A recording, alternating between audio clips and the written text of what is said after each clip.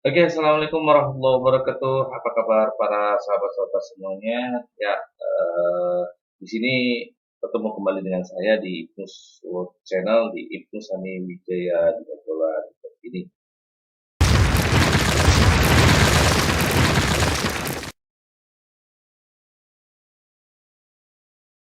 Baik, para sahabat Sotters, dalam kesempatan kali ini sudah lama saya nggak upload video di pembelajaran khususnya mungkin karena dibatasi beberapa hal yang mungkin lama sekali.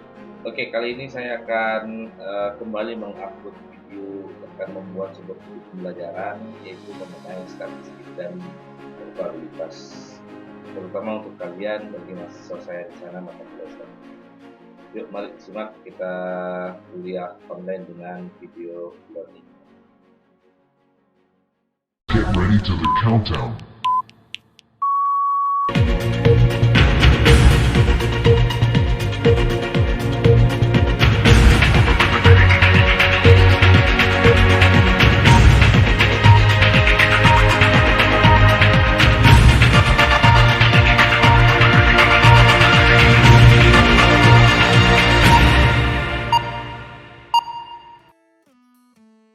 Ya, baiklah, pada kesempatan kali ini saya akan membahas ke dalam khususnya materi berdasar dari statistik.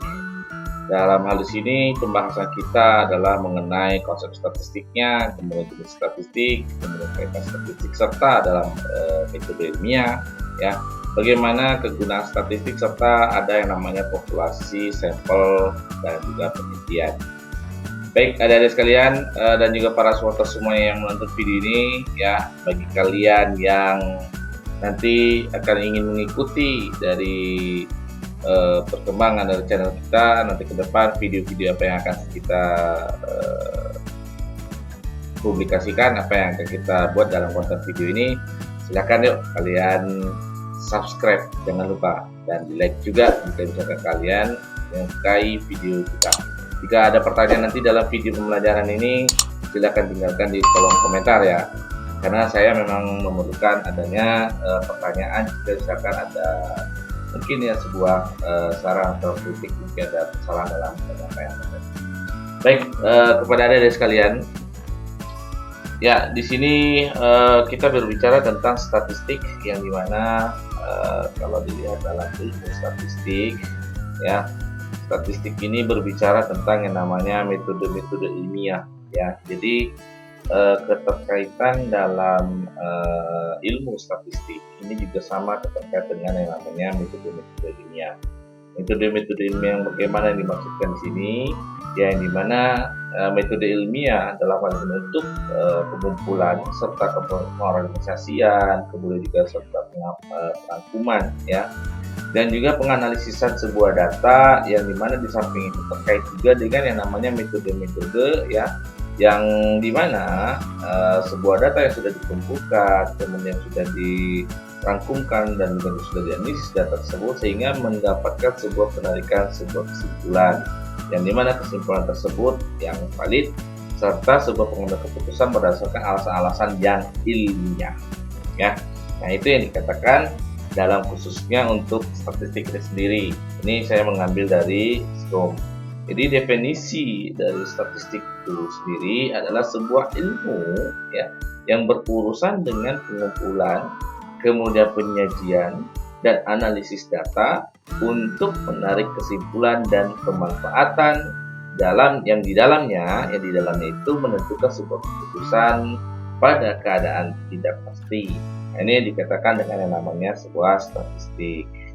Apa perbedaan antara statistik dan statistika? Nah, mungkin ada udah pernah ada juga dengar statistik, kemudian ada statistika. Baik ya, kita lihat apa sih perbedaan dari statistik dan statistika.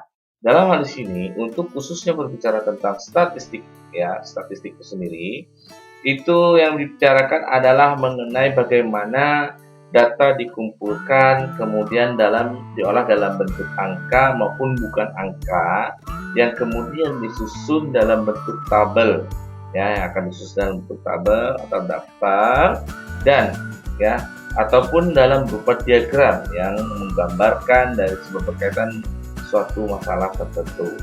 Nah, ini yang dikatakan dengan yang namanya statistik, ya, statistik. Nah, apa itu statistika? Kalau statistika ini berkaitan dengan pengetahuan, ya, dengan metodenya, teknik atau cara mengumpulnya, kemudian mengolah datanya, serta menganalisis dan juga menginterpretasikan data tadi yang nantinya untuk disajikan secara lengkap dalam bentuk dan yang mudah dipahami oleh penggunanya tadi. Nah, itu bedanya dari khususnya untuk statistik dan statistika. Baik, adapun dalam hal di sini dalam jenis statistik, ya, kepada kalian dan juga para solver semuanya, jenis statistik itu ada dua jenis statistik. Yang pertama ada deskriptif, kemudian yang kedua ada inferensia. Statistik deskriptif dan juga statistik inferensia, ya. Statistik deskriptif itu apa? Statistik deskriptif ini lebih cenderung mengacu kepada bagaimana kita sebagai peneliti tadi atau sebagai penganalisis itu menata, kemudian menyajikan serta menganalisis data yang dapat dilakukan di dalam analisis statistik kita tadi. Misalnya dengan menentukan beberapa nilai rata-rata hitung, ya kan, apakah itu median ataukah mungkin nilai tengah, ya, atau mungkin dengan cara lain dengan membuat sebuah tabel yang distribusi frekuensi ataupun dengan berupa grafik ataupun gambar diagram, ya. Ini jadi statistik deskriptif ini berkaitan dengan metode atau cara kita, ya, mendeskripsikan atau mendeskripsikan, ya, atau menggambarkan serta menjabarkan atau menguraikan data yang sudah dianalisis atau yang sudah didapatkan. Ini dia, ya, namanya analisis statistik deskriptif, ya, jenis statistik dari deskriptif. Inferensia itu apa? Dalam hal di sini statistik inferensia ini berkaitan dengan bagaimana kita melakukan penarikan sebuah kesimpulan berdasarkan data yang diperoleh dari sampel, yang dimana nanti difungsikan untuk menggambarkan karakteristik, ya, dari suatu populasi. Nah, ini yang namanya statistik inferensia. Dengan demikian, ya, statistik inferensia ini data yang diperoleh, ya, di dalam statistik inferensia itu dilakukan dengan cara generalisasi dari hal yang bersifatnya kecil atau khusus, ya, dari sifat yang kecil khusus menjadilah sebuah hal yang bersifatnya umum, ya, atau bersifatnya general. Nah, ini yang dikatakan dalam bentuk statistik inferensia. Jadi adik-adik sekalian dan juga para solver semuanya juga harus tahu jelas bahwa di dalam sebuah statistik, ya, itu tidak hanya dalam bentuk satu tempat statistik saja jenisnya. Apakah nanti itu tergantung dalam penelitian atau analisis statistik yang kita gunakan. Baik, contoh masalah dari khususnya statistik deskriptif. Nah, kita lihat contoh yang pertama adalah sebuah tabulasi data, kemudian diagram blok, kemudian ada diagram PP, kemudian ada grafik perkembangan. Nah, ini grafik, ya. Jadi kalau ada yang misalnya berbicara tentang deskriptif dengan penggunaan tabulasi data itu juga nggak masalah. Jadi inilah dia contoh masalah yang khususnya dari sebuah statistik dari deskriptif. Ada tabulasi data, ada diagram blok, ada diagram PV, dan juga ada grafik. Nah, bagaimana dengan statistik inferensia? Dalam hal di sini, dalam untuk masalah statistik inferensia ini adalah pendugaan statistik yang pastinya yang akan dilakukan dalam penggunaan statistik tadi. Kemudian bagaimana kita melakukan pengujian hipotesisnya, ya, dalam khususnya untuk statistik tadi, supaya kita bisa menarik sebuah kesimpulan dari apa yang hasil data yang sudah dianalisis. Nah, kemudian baru yang ketiga itu masalah dari statistik inferensia adalah peramalan dengan korelasi atau regresi. Nah, itu, ya, itu yang contoh dalam masalah statistik inferensia. Selanjutnya adapun kaitan. Ini perlu diingat, ya, kepada adik-adik sekalian, kaitan statistika dan metode ilmiah. Apa kaitannya? Ini ada keterkaitan antara statistika dan metode ilmiah ya. Jadi perlu kita mengetahui hal ini, jangan sampai kita bingung membedakan apa keterkaitan dari statistika itu dengan sebuah metode ilmiah. Oke, baik. Ini juga sangat penting bagi adik-adik yang nantinya ke depan itu akan melakukan sebuah research. Adapun dalam kaitan statistika ya, dalam metode ilmiah ini, kalau metode ilmiah adalah suatu cara yang dimana ya untuk mencari sebuah kebenaran yang bila ditinjau dari segi penerapannya itu resiko untuk keliru atau resiko untuk yang mungkin ketidakpastiannya itu paling kecil ya. Karena apa? Karena dia sudah mendapatkan di dalam sebuah data ya, data juga yang akan diterapkan di dalam khususnya metode ilmiah. Nah, kemudian langkah-langkah di dalam metode ilmiah itu sendiri, yang pertama melakukan perumusan masalahnya, kemudian melakukan studi literatur, membuat dugaan pertanyaan atau hipotesa. Jadi sebelum kita melakukan sebuah penarik kesimpulan, terlebih dahulu kita mencari terlebih dahulu masalah apa yang akan digali di dalam sebuah penelitian kita tadi, sehingga nanti akan bisa kita menarik sebuah rumusan masalah yang didapatkan dalam penelitiannya. Nah, barulah kita mencari yang namanya literatur sebagai pendukung ya, sebagai pendukung untuk pemecahan solusi dari permasalahan yang akan kita pecahkan. Baru membuat dugaan-dugaan pertanyaan-pertanyaan ataupun hipotesa-hipotesa. Nah, setelah itu baru di sini ya kita melakukan pengolahan data. Ya, dalam di sini mengumpulkan dan mengolah data tadi serta melakukan pengujian hipotesis atau menjawab pertanyaan-pertanyaan. Ya, dan yang kelima barulah kita menarik sebuah kesimpulan. Nah, di mana keterkaitan dalam kaitan statistika tadi? Nah, untuk keterkaitan dari khusus keterkaitan dari statistika tadi itu adalah dengan yang dimana kegiatan dalam mengumpulkan data, kemudian mengolah data, serta melakukan pengujian dari hipotesis tadi. Nah, di sinilah dia dari peran statistika tadi, yang dimana nanti dari statistika itu akan ada yang namanya instrumen ya, ada yang namanya sampel atau sampling, ada yang namanya sebuah sifat data, kemudian variabel, dan juga ada metode yang kita lakukan dalam penganalisisan di dalam sebuah metode ilmiah kita tadi. Nah, disinilah untuk peran serta dari yang namanya statistika tadi di dalam sebuah metode ilmiah ya. Kegunaan dari statistik, ada beberapa kegunaan di dalam statistik, yaitu antara lain yang pertama melakukan analisis data ya, kemudian peramalan dalam di sini bukan seperti meramal kegiatan kehidupan manusia, bukan seperti itu. Maksudnya adalah sebuah prediksi ya, peramalan, prediksi, atau mungkin pendiagnosaan apalah itu seperti itu. Misalnya adik-adik ingin melakukan sebuah prediksi kira-kira kemungkinan besar untuk kita masuk ke dalam dunia IT sebagai programmer. Nah, ini ada berapa kemungkinan kebesarannya. Nah, ini kita bisa menggunakan yang namanya kegunaan dari statistik. Kemudian ada untuk uji hipotesa ya, dan ada juga dalam kegunaan antara lain ada untuk ilmu statistik itu sendiri. Oke, nah tadi dibicarakan di dalam khususnya untuk statistik ada yang namanya sampling. Nah, ini berarti sampling ini adalah sebagai sampel. Jadi kalau sampel berarti tidak keseluruhan. Nah, di sini kita akan pembahasan dalam populasi and sampel. Kita lihat apa itu populasi dan apa itu sampel ya. Populasi adalah yang dimana untuk data keseluruhan atau keseluruhan pengamatan yang kita lakukan dalam sebuah research kita atau dalam penelitian kita ya, atau objek yang nantinya akan menjadi sebuah perhatian.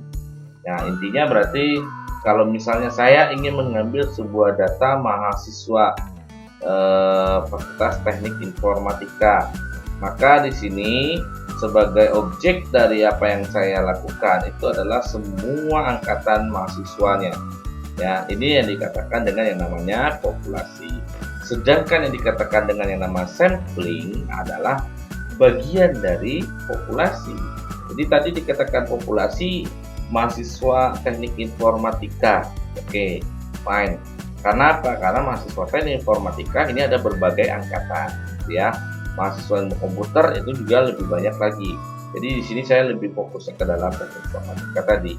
Nah, nanti saya ingin mengambil data hanya cukup di batas angkatan 2019 atau 2018. Nah, seperti itu. Ini yang saya ambilkan tadi 2018 atau 2019. Itu masuk yang digunakan yang namanya sampling atau sampel, ya. Karena dia merupakan bagian dari yang namanya populasi. Oke. Populasi dan sampel itu masing-masing mempunyai karakteristik yang dapat diukur, ya, atau didukung. Dalam hal di sini karakteristik untuk populasi itu disebut dengan yang namanya parameter, sedangkan untuk sampel itu disebut statistik. Itu. Contoh yang tadi sudah saya sebutkan, jumlah seluruh mahasiswa Universitas Indonesia Bangsa ini keseluruhan. Nah, berarti itu namanya populasi. Nah, baru nanti akan bagian-bagiannya tadi sebagai samplingnya mahasiswa misalnya TI ya, atau teknik informatika itu. Tapi dalam sini nanti lebih spesifik lagi, sampling lagi dalam teknik informatika tadi itu dia angkatan berapa seperti itu. Itu yang dimasukkan dalam contoh dari populasi dan juga sampling atau sampel. Nah, gambaran dari yang namanya populasi dan sampel ini ya. Jadi kalau ada yang melihat dari slide ini ya. Jadi populasi ini dikatakan N besar ini dia, N besar ini adalah populasinya, ini nilai keseluruhan. Ini yang dikarakteristikkan dalam parameter ya, biasanya dengan menggunakan rata-rata, kemudian standar deviasi, ya ada proporsi atau persentase. Nah, sedangkan sampling ini dia di dalam kecil, berarti dia bagian dari yang namanya populasi di sini. Nah, sampel yang dikarakteristikkan dalam khusus statistik juga bagian dari yang namanya populasi ya. Oke, adapun jenis dari populasi ya. Jenis dari populasi ada dua jenis. Yang pertama itu populasi individu. Ya, populasi individu adalah keseluruhan orang atau individu yang nantinya ya dapat berupa itu benda-benda juga boleh. Yang nantinya itu akan menjadi sebuah objek perhatian di dalam sebuah penelitian atau sebuah metode ilmiahnya tadi. Itu yang dikatakan dengan yang namanya jenis populasi tadi. Jadi populasi individu berarti dia langsung ke objek tersebut. Nah, atau dalam kedua jenis populasi yang kedua ada yang namanya populasi data ya. Kalau populasi data, populasi yang dimana terdiri dari keseluruhan karakteristik yang menjadi objek perhatian. Kalau individu tadi hanya beberapa objek saja, jadi objeknya fokus ke situ. Tapi kalau untuk yang populasi yang data, ya populasi data itu berarti yang akan diambil adalah populasi keseluruhan yang digunakan, gitu ya. Jadi dua jenis itu yang dimasukkan dalam khususnya jenis populasi. Dan untuk sampel itu juga terdapat dua jenis sampel, ya. Yang pertama ada sampel individu juga, yang kedua juga ada sampel data. Sampel individu sama seperti tadi ya, dia merupakan bagian dari populasi yang dimana merupakan bagian yang diutamakan di dalam objek. Sedangkan dalam sampel data ini adalah karakteristik dari suatu populasi yang menjadi objek perhatian. Ya, jadi ada dua jenis dalam khususnya untuk jenis sampel. Bagaimana kita melakukan penentuan ukuran sampel tadi? Nah, di sini saya mengutip dari khususnya rumus Taro Yamane ya. Taro Yamane untuk menghitung dari jumlah sampel itu diperlukan dengan penggunaan rumus seperti ini ya. Ada N kecil sama dengan N besar per N kali D kuadrat plus 1. D ini adalah deviasinya, ya ini adalah deviasi. N besar ini adalah sebagai populasi. Dan inilah yang N kecil sebagai sampelnya, karena dia bagian dari populasi. Ya, itu biasanya kalau level signifikansi dalam deviasi, ya D tadi, itu penggunaannya, ya signifikansi yang diinginkan itu tergantung dari data yang akan kita gunakan. Nah, kalau biasanya pada umumnya Ya, kalau datanya sifatnya itu besar sekali, maka akan diambil umumnya pada 0,05. Bisa juga 0,01. Ini tergantung dari tingkat kepercayaan dari khususnya kesalahan yang terjadi. Ini ya, dalam khususnya untuk menentukan ukuran sampling. Contoh, seorang peneliti akan meneliti mahasiswa UNAMA atau Universitas Dinamika Bangsa Jambi, jurusan Teknik Informatika yang telah mengambil mata kuliah statistik. Yang banyaknya itu ada 300 orang. Berapa besarnya sampel yang akan diambil? Ini kita masukkan dalam rumus tadi. Ya, misalnya dengan saya ambil dengan untuk level signifikasinya, deviasinya itu 0,05. Nah, jadi kalau misalkan kita masukkan populasinya ada 300, maka 300 tadi itu dibandingkan 300, kemudian dikali 0,05 tadi, itu pangkat 2 atau dikuadratkan ditambah dengan 1. Sehingga dapatlah hasil yang akan saya ambilkan ya. Saya akan mengambil sebuah sampling dalam untuk pengambilan data dari penelitian tadi itu sebanyak 171,42. Jadi kalau dibulatkan 171,42 tadi dibulatkan menjadi 171 seperti itu ya. Itu contoh dalam penggunaan sampling.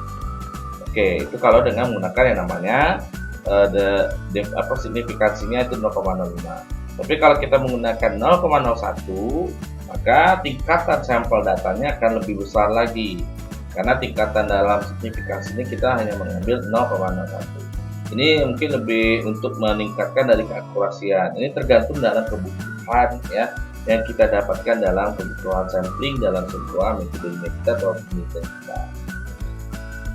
Aplikasi yang dimana yang digunakan untuk statistik ya, untuk pengolahan datanya ya banyak ya, ada kalian dan juga para sobat semuanya, banyak sekali aplikasi komputer yang bisa kita pakai dalam pengolahan data untuk statistik ya. Adapun di sini ya untuk statistik ada Microstats ya, ada yang namanya Cook Expert ya, kemudian juga ada Minitab ya, kemudian juga ada Lizrel, ada SPSS ya, kemudian ada Excel. Nah, itu juga merupakan dari tools atau alat bantu dalam khususnya untuk penggunaan statistik. Ada juga dengan yang namanya SmartPMS ya. Nah, kemudian untuk metode ini kalau yang menggunakan yang namanya metode kuantitatif, adapun tools atau aplikasi yang kita pakai dalam khususnya untuk pengolahan data dari statistik tadi, kalau misalkan menggunakan metode kuantitatif, ada yang namanya aplikasinya QSB, kemudian ada Lindo, Invest, Metastock ya, ada juga eViewer ya, ada juga yang namanya PUM for Windows ya. Ini kalau kita bicaranya dengan yang namanya metode kuantitatif. Jadi bagi kalian yang ingin melakukan sebuah pengolahan data yang sifatnya analisis nanti ya, berupa statistik atau perhitungan data angka atau pembukaan angka dan gambar, nah mungkin ini sebagai referensi kalian juga bisa ya. Misalnya apakah aplikasi Microstat atau MS Excel ya, atau SmartPMS atau mungkin FSS ya, tergantung apa yang akan kita lakukan dalam pengolahan data kita tadi. Oke, nah jadi dalam hal di sini dapatlah sebuah kesimpulan dalam konsep statistik ya, bahwa statistik merupakan ilmu yang dimana berhubungan dengan cara-cara untuk pengumpulan, kemudian penyajian data, pengolahan data, serta penganalisan data, yang nantinya dalam itu tadi juga akan dilakukan penarikan sebuah kesimpulan, yang dimana ini dari hasil dari analisis kita tadi, serta menentukan sebuah keputusan. Itu yang dikatakan dengan yang namanya statistik ya. Metode statistik adalah prosedur di mana kita melakukan pengumpulan data tadi, penyajian datanya, serta melakukan penafsiran data kita tadi. Untuk statistika itu bisa ada menjadi dua bagian ya, dua bagian kategori, apakah itu statistika yang deskriptif atau yang inferensial.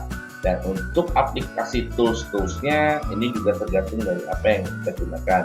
Apakah kita menggunakan sebuah metode yang kualitatif ataupun yang kuantitatif. Oke, nah itu dari penjelasan ya mengenai konsep dasar dari khususnya statistik itu sendiri. Nah, bagaimana untuk adik-adik sekalian dan juga para sobat semuanya? Ya, itu tadi dari penjelasan mengenai statistik ya. Jadi banyak sekali yang perlu kita bahas dalam khususnya pembahasan statistik itu sendiri, yang luas dalam penggunaan statistiknya. Dalam hal sini pastinya tergantung dari apa yang kita lakukan dalam sebuah analisis ataupun metodologinya atau research atau penelitian yang kita gunakan.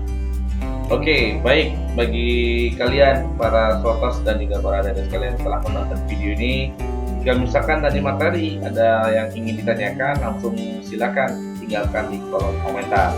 Dan mudah-mudahan apa yang tadi sudah disampaikan bisa dipahami dan juga bisa dimengerti dan juga bisa digunakan ya, baik untuk khususnya kalian yang melakukan penelitian atau melakukan pelajaran.